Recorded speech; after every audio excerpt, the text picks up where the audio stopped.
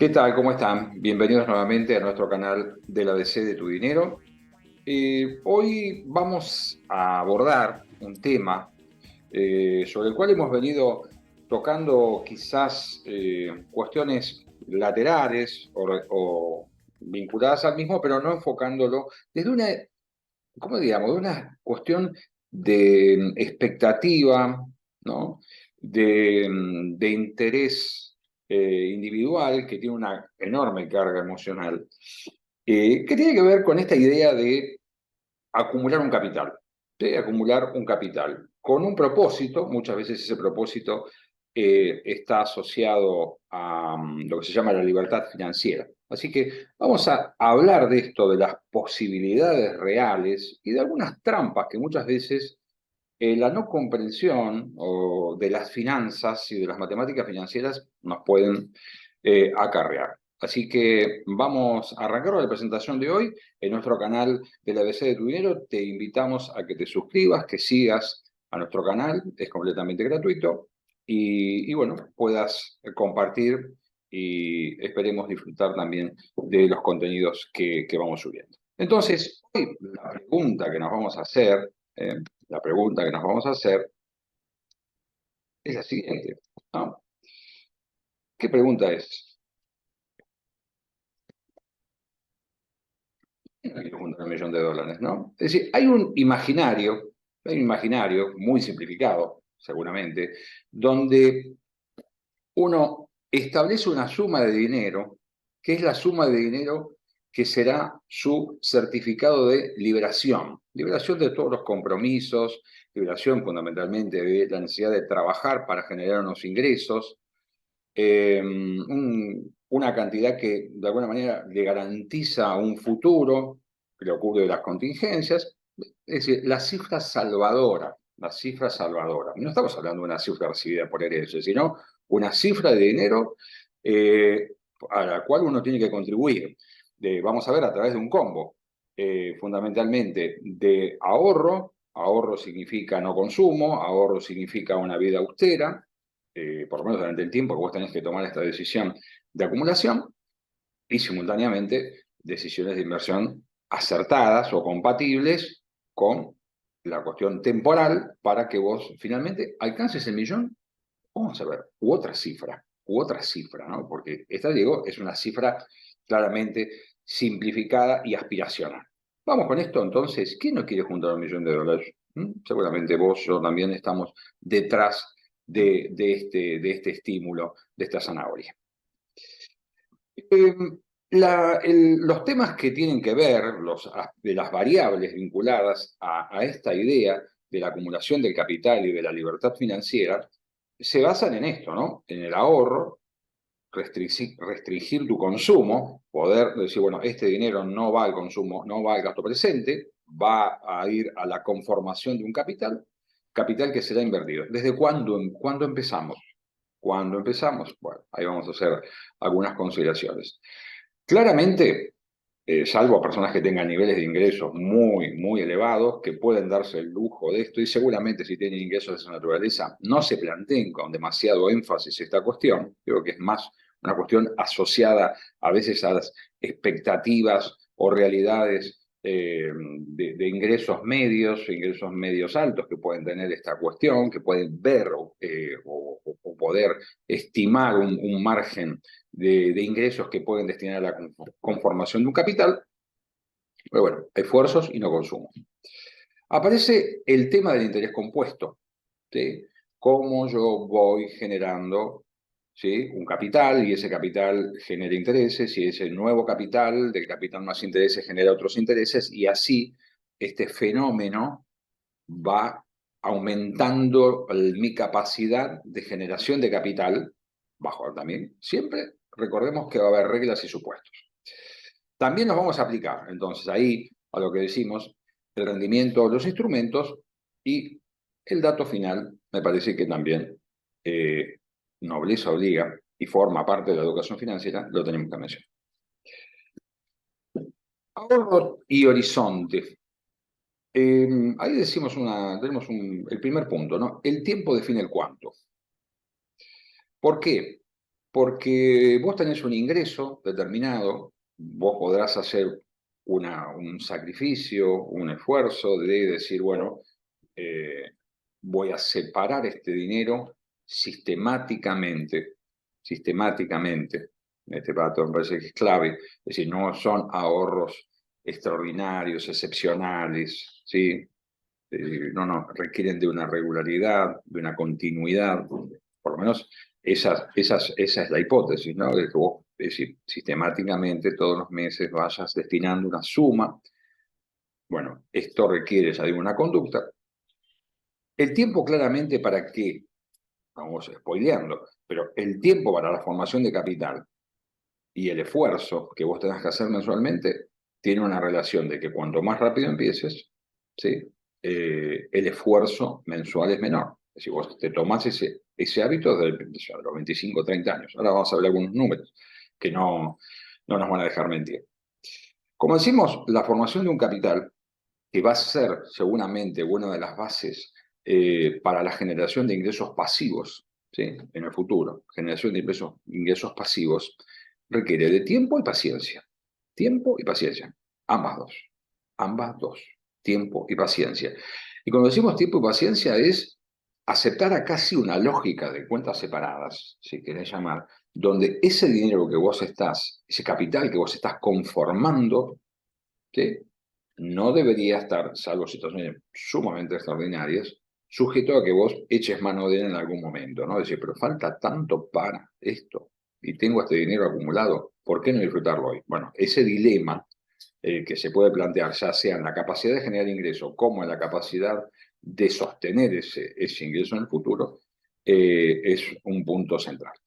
Así, a través de pequeños empujones, ¿no? Pequeños esfuerzos mensuales que empiezan rápido, la capacidad de formación de un capital, no sé si el millón, la cifra que uno pueda realmente aspirar, va a funcionar.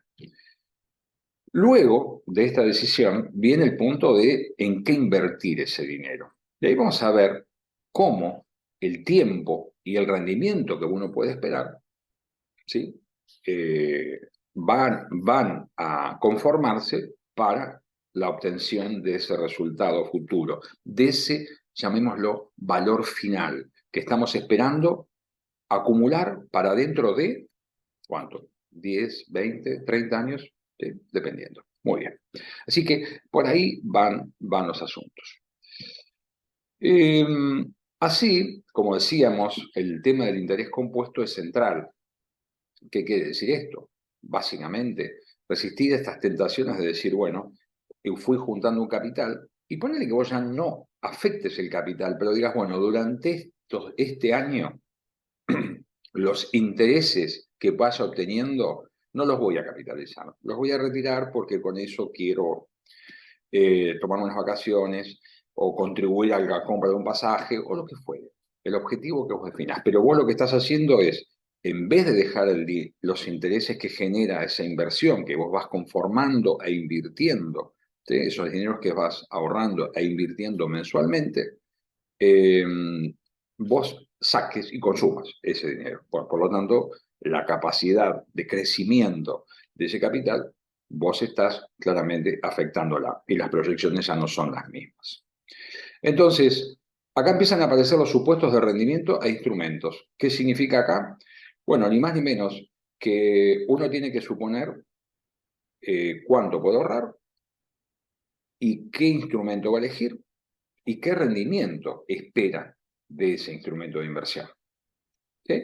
Y asumir hipótesis. No puede decir, bueno, compro un título que considero libre de riesgo, estoy pensando en ahorrar en dólares, compro una letra del tesoro, o lo que fuere, o invierto en un fondo indexado, o lo que fuere. La decisión que yo tome, y bueno, voy a suponer un rendimiento, ¿no? Y en el cruce de la vida real con las proyecciones, ahí puede haber coincidencias o diferencias. Es decir, puede ser que haya sido un cálculo demasiado conservador, mi hipótesis, o demasiado ambicioso o una expectativa muy fuerte, y eso no ocurrió. Son factores que empiezan a modificar. Eso hay que entenderlo, porque cuando uno presenta la idea de decir, si ahorrase todos los meses tanto dinero y lo invirtiese a una tasa de tanto, mágicamente aparece un dinero acumulado al cabo de tanto tiempo. Son proyecciones y estimaciones. Siempre me parece que hay que tener presente esta idea de que hay supuestos, ¿no? Y hay que ver en qué medida esos supuestos se traducen en la realidad. Paralelamente a esto, y creo que estos últimos 2 años nos han dado una lección a nivel mundial de este asunto, cuando nosotros estimamos rendimientos, tenemos que tener claro lo que son los rendimientos nominales, porque hay inflación en el mundo, y los rendimientos reales, es decir, los rendimientos nominales menos la inflación esperada. ¿Por qué? Bueno, porque esos son factores que claramente lo que van a hacer es afectar la capacidad de crecimiento real de mi dinero. ¿Sí? Una cosa es un escenario donde las tasas de interés eran cero o casi en algunos lugares incluso nominalmente negativas y había una inflación muy baja, y otra cosa es quizás una tasa de interés positiva, nominalmente positiva, pero una tasa de inflación que durante algún tiempo llegó hasta duplicar la tasa de interés, así que la tasa real fue fuertemente negativa, ¿no? Entonces hay que ver cómo voy a conformar yo la elección de mis instrumentos de inversión y este tema, inflación. Porque la pregunta final que tenemos que hacernos es ¿cuánto vale ese millón? Es decir, ¿qué significa? Es decir, yo estoy diciendo, una cosa es un millón hoy,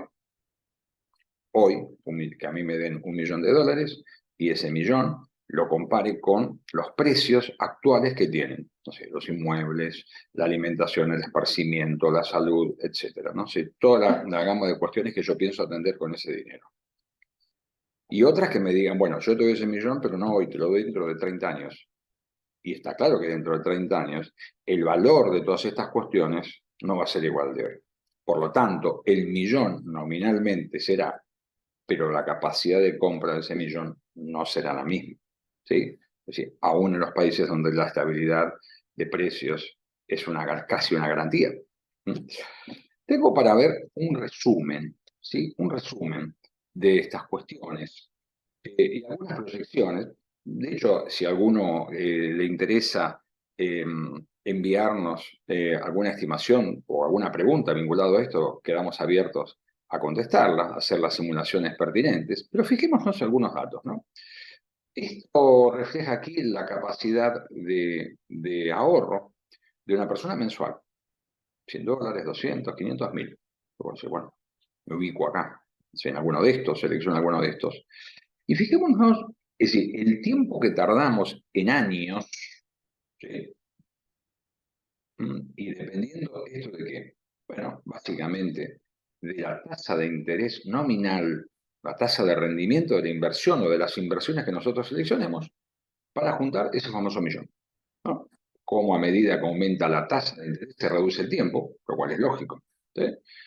Claramente, a medida que aumenta la tasa de interés y aumenta el monto del ahorro, también se reduce el tiempo, ¿no? Hasta uno puede decir, ubicarlos en relaciones temporales con la vida laboral activa de cada uno de nosotros. Cuando decimos, bueno, empiezo a trabajar a los 25 años y, bueno, de 25 a los 65. En los términos formales, estoy hablando de una persona que puede decir, bueno, tengo una vida laboral activa formal de 25 a 65 años, 40 años.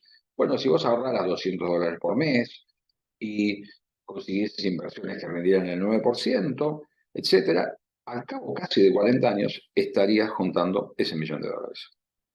Recordá lo que acabamos de decir, ¿no? Nosotros tenemos nuestras calculadoras como para hacer algunas estimaciones. Son claramente estimaciones, y esos no son certificados de rendimiento, porque, bueno, insistir, están jugando tiempos, tasas de rendimiento, tasas de inflación, constancia de parte del inversor en la capacidad de ahorro y constancia de no consumir los rendimientos que se van generando a lo largo de este proceso de formación de capital. Pienso esto, ¿no? Hay algo que llamamos nosotros valor tiempo del dinero. Valor tiempo del dinero, con o sin inflación. Con o sin inflación. Decimos, un peso vale más hoy y todos ejerceríamos ese derecho de preferencia a recibir ese peso hoy, a recibirlo dentro de 3, 6 meses, un año. Entonces, esa es una pregunta que también vale la pena hacerse, ¿no? Porque de lo contrario, estaríamos corriendo detrás de una zanahoria que nos metería ni más ni menos que lo que nosotros llamamos la trampa de la nominalidad. Junté el millón, o junté los 300.000, o los 200.000, o lo que fuere. Es decir, estoy hablando en dólares por encontrar una moneda que garantiza algún grado de estabilidad en su valor, pero en cada país, cada uno puede elegir su propia moneda. El dólar es una referencia mundial, puede ser en euros, lo que vos decidas. Pero esta cuestión no escapa. Es decir, en ningún país del mundo, es decir, esta cuestión va a desaparecer. Por el contrario, ¿cuánto va a valer? Es decir, cuando digo cuánto va a valer, es decir, ¿para qué me va a servir? ¿Cuál va a ser el poder de compra de ese dinero acumulado? Entonces, uno puede hacer estimaciones también de calcular, bueno, ¿cuánto valdría eso hoy si calculé en función de las tasas un valor actual? Es decir, tráemelo a hoy. Es decir, con ese millón, si alguien me pusiera un millón ahí dentro de 30 años y lo trajera hoy, ¿cuánto valdría realmente? Capaz que no es un millón, capaz que son, sí, 300.000 dólares, ¿no? Es decir, en función de las estimaciones que yo considere. Es decir, el millón no es el millón. El tiempo, como decimos, suma y resta. Puedo encontrar oportunidades donde las inversiones puedan alcanzar niveles de rendimiento más altos, la inflación sea más baja, o el tiempo resta. No encuentro oportunidades de rendimiento, por lo menos dentro del mismo rango de riesgo, y simultáneamente los niveles de inflación son más altos. De la inflación, una bestia que estaba dormida y que se despertó. Te dejo la inquietud, ya digo, como alternativa, te dejamos nuestros canales de comunicación a través de YouTube, para que si tenés dudas y querés hacer alguna estimación, te podemos acompañar en esto, en la elaboración de los números, para que estimes cuál es el dinero, quizá, no el que te gustaría, sino el que, bajo los parámetros tuyos, efectivamente puedes llegar a acumular. Quizá el número es demasiado mágico para ser cierto. Muchísimas gracias por compartir nuestros contenidos, suscribirte al canal y seguir al ABC de tu dinero. Hasta luego.